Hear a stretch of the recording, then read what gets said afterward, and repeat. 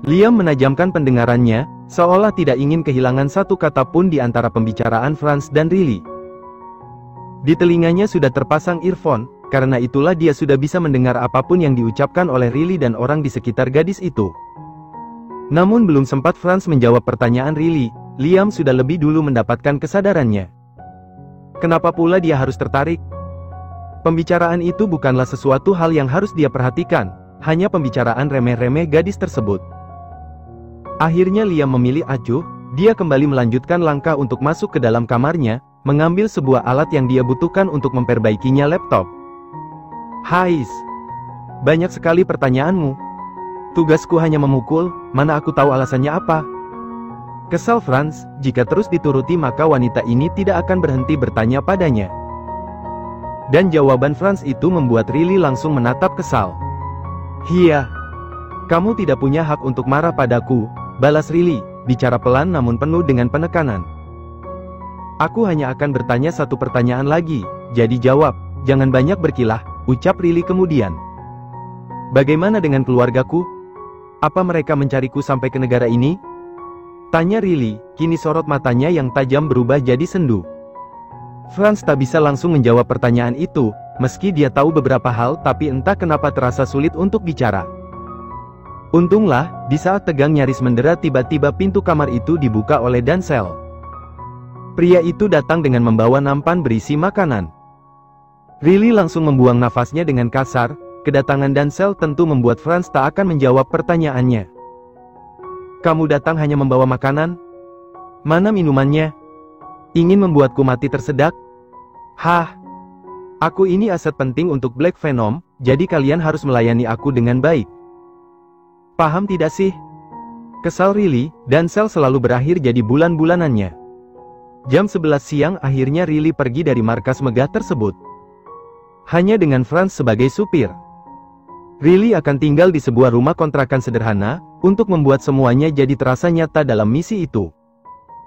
Besok Riley akan melamar pekerjaan di klub malam Venite. Kenapa memilih hari esok? Karena besok adalah jadwal Zeon datang ke klub malam itu. Belum lama ini Zeon telah mencampakkan gadisnya, karena itulah Riley akan muncul. Menempuh perjalanan selama 30 menit, akhirnya Riley dan Franz tiba di tempat tujuan. Masuklah sendirian, di rumah itu sudah kami setting keamanan untukmu, jadi tidak perlu cemas, ucap Franz, dia memang tidak ada rencana untuk turun. Semakin lama bersama Riley justru membuat telinganya terasa panas. Aku tahu, balas Riley singkat, dia kemudian melempar uang 2 lembar di kursi depan, memperlakukan Franz seolah benar-benar seorang supir. Hiya.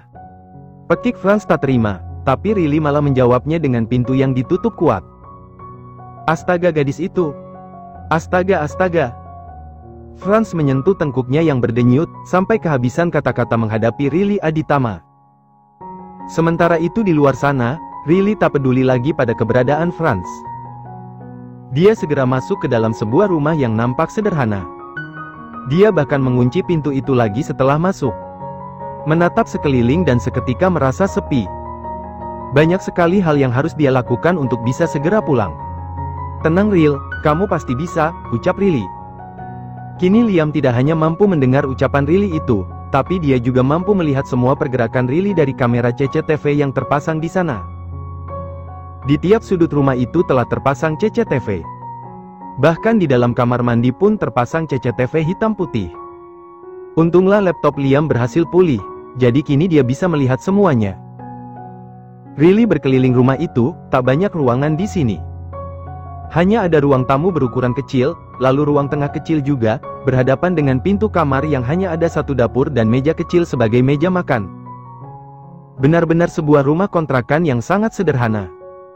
Riley membuka lemari pendingin yang ada di sana dan melihat sudah penuh dengan banyak bahan makanan.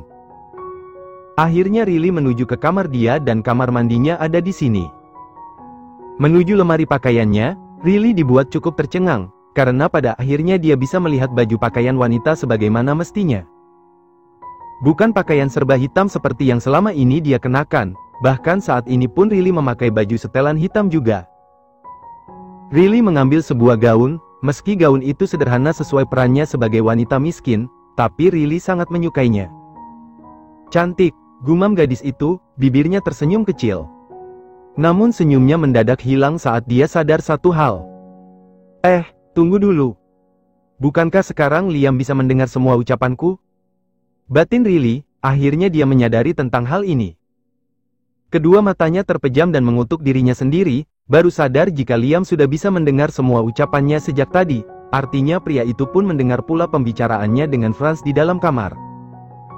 Astagfirullahalazim, untung saja dia tidak marah. Mulai sekarang aku harus lebih hati-hati. Batin Riley. Dia membawa baju pilihannya itu menuju ranjang, Riley duduk di tepian. Membuka tas dan melihat ponsel yang tadi diberikan oleh Franz. Riley membuka ponsel itu dan sangat besar kepingannya untuk menghubungi keluarganya. Tapi jika sampai Riley melakukan itu, jelas Liam langsung mengetahuinya. Karena Riley tahu, ponsel ini pun telah disadap oleh pria bajingan itu. DRT, Riley langsung mendelik saat ponsel itu bergetar, padahal dia sedang memegang dan memandanginya. Panggilan telepon dari Liam. Riley yang kaget sontak saja menjawab panggilan itu tanpa pikir panjang, bahkan dia juga belum sempat mengumpat. Halo, jawab Riley gugup, hampir 2 bulan ini dia tak pernah memegang ponsel, ini adalah panggilan telepon pertamanya setelah sekian lama.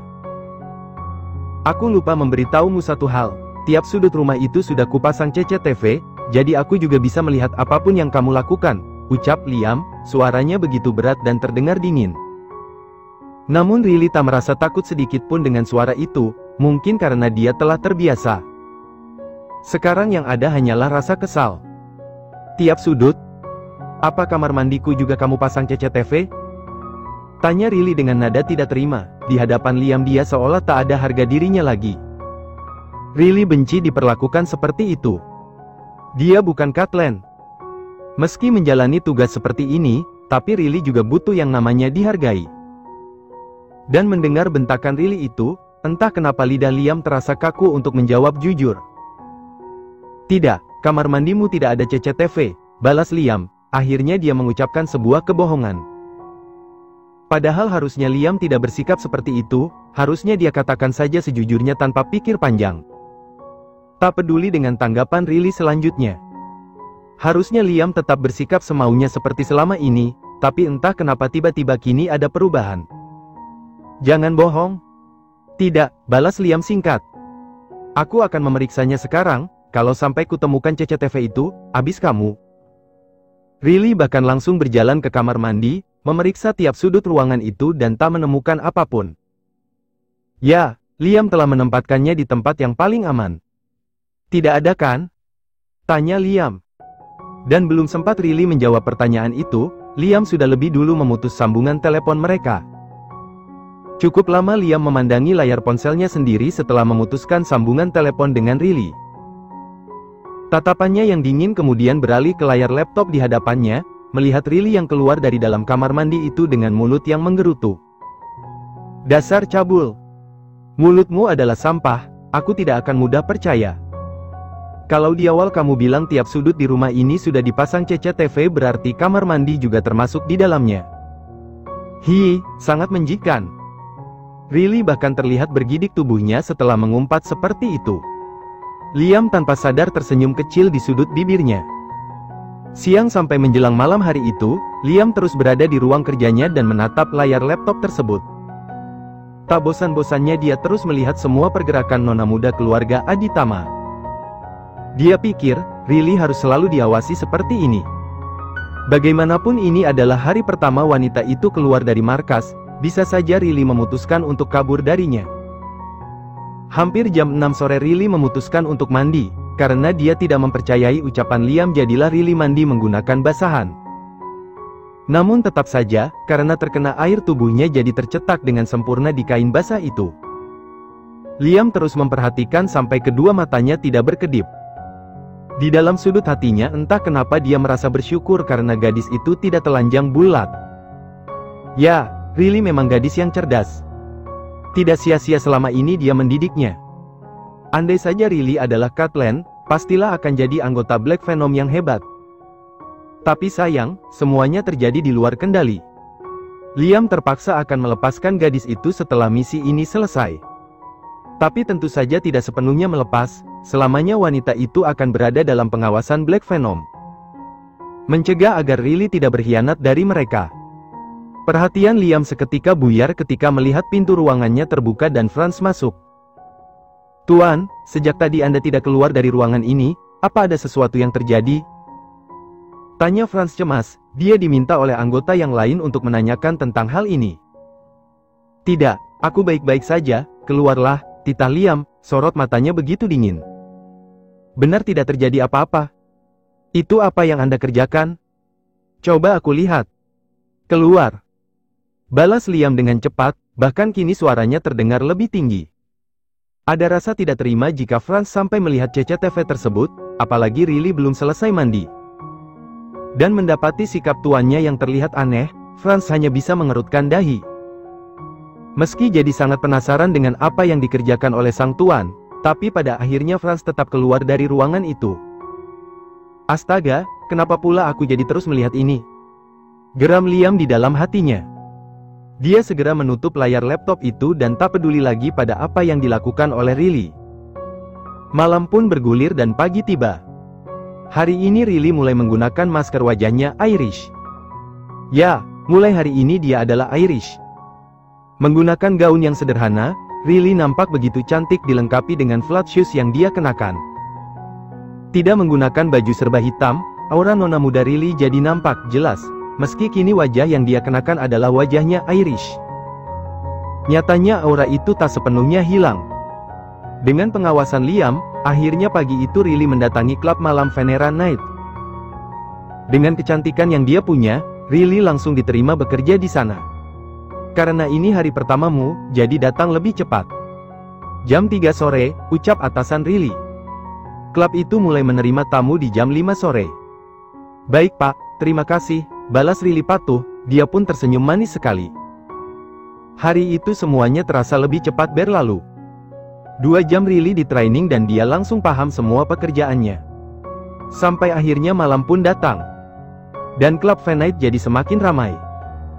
Riley begitu sibuk membawa minuman ke sana kemari, sibuk pula menolak ajakan para pria hidung belang untuk memesan hotel untuk malam ini, sampai akhirnya dia lihat Zeon memasuki klub tersebut. "Target terkunci," ucap Riley, agar Liam bisa mendengar. "Wah, ternyata dia lebih tampan darimu," ucap Riley lagi, sengaja membuat Liam merasa kesal. Gadis itu bahkan tersenyum lebar sekali, sementara Liam tak menunjukkan ekspresi apapun. "Lakukan tugasmu dengan baik," balas Liam.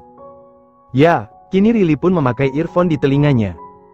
Hingga mereka berdua bisa berkomunikasi.